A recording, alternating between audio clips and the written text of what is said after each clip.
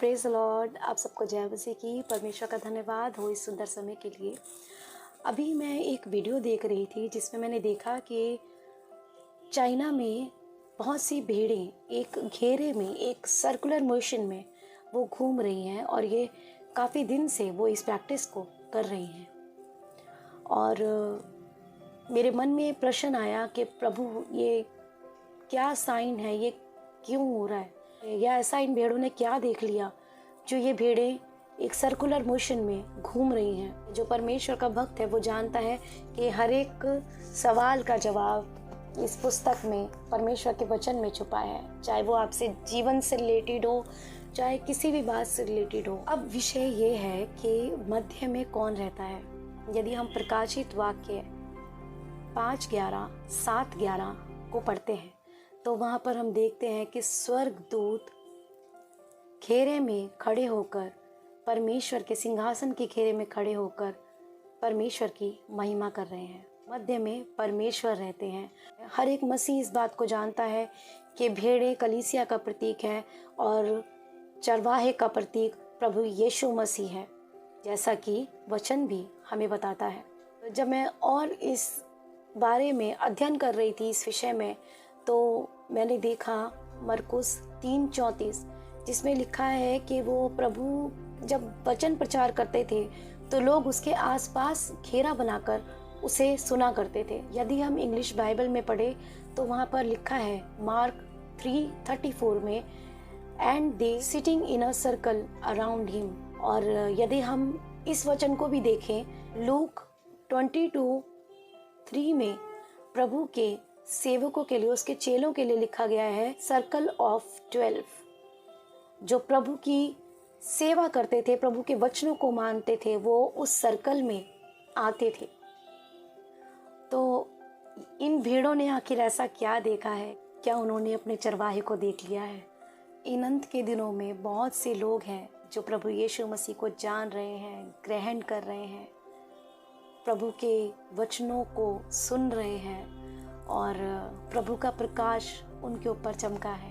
प्रभु यीशु मसीह की ऐसी बहुत सी भेड़ें हैं जो प्रभु यीशु मसीह की नज़दीकी में, उनके घेरे में इन अंत के दिनों में आ रही है।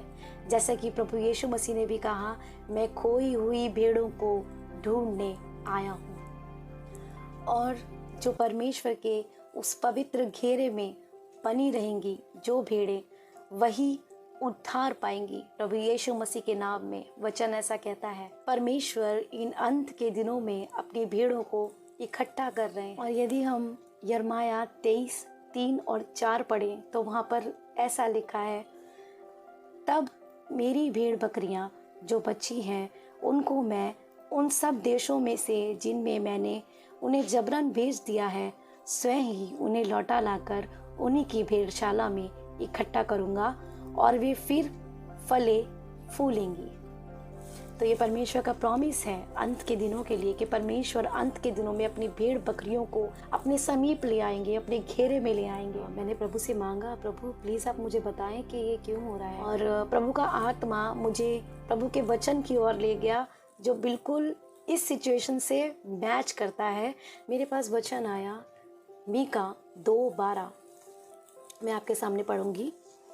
हे याकूब, मैं निश्चय तुम सबों को इकट्ठा करूंगा, मैं इज़राइल के बचे हुओं को निश्चय इकट्ठा करूंगा और बोसन्ना की भेड़ बकरियों के समान एक संग रखूंगा, उस झुंड के समान जो अच्छी चराई में हो। और इसको यदि हम इंग्लिश बाइबल में पढ़ते हैं, Mika 2:12, if we read in English Bible, so it is written like this, I will put them together like the sheep in their circle।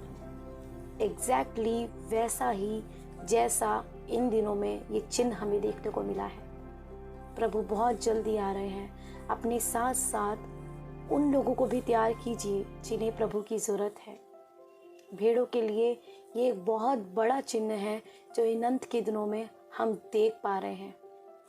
समय कम बचा है, उसके घेरे में आ जाइए। और प्रभु की भेड़ों को ये अवश्य है कि जैसे वो बची हैं, बहुतों को भी बचाएं, औरों को भी प्रभु के मार्ग के विषय में और प्रभु के राज्य के विषय में अनंत काल के जीवन के विषय में बताएं और प्रभु के मार्ग में लाएं, क्योंकि अंत में सिर्फ यही है जो हमारे साथ जाने वाला है।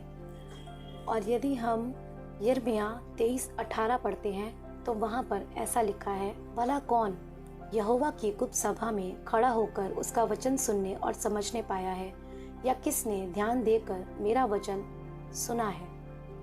और इंग्लिश बाइबल में ऐसा लिखा गया है, यिर्मयाह 23:18, which of them has stood in the Lord's inner circle। और इसी में 19 में यदि हम आगे पढ़ते हैं तो अंत के दिनों में प्रभु के आत्मा द्वारा ऐसा लिखा गया है, देखो यहोवा की जलजलाहट का प्रचंड बवंडर और आंधी चलने लगी है, और उसका शोक दुष्टों के सिर पर जोर से लगेगा, जब तक यहोवा अपना काम और अपनी युक्तियों को पूरी ना कर चुके तब तक उसका क्रोध शांत ना होगा। अंत के दिनों में तुम इस बात को भली भांति समझ सकोगे। तो परमेश्वर हर तरह से हमें अपने चिन्ह दिखा रहे हैं कि प्रभु यीशु मसीह का आगमन निकट है। और यदि हम सब कुछ देखकर भी अपने आंखों पर पट्टी बांधना चाहते हैं तो यह हमारी बहुत बड़ी भूल है। तो भेड़ों, आपको अवश्य है कि आप प्रभु के आगमन के लिए सीरियस हो जाइए, क्योंकि समय बहुत कम बचा है और काम बहुत है। और मैं आज यही कहना चाहती हूँ हर एक मसीह भाई बहन से कि प्रभु यीशु मसीह जल्द आ रहे हैं। क्या आप तैयार हैं? प्रभु आप सबको आशीष दे, आप सबको ब्लेस करे in the holy name of Jesus Christ. Amen. Amen.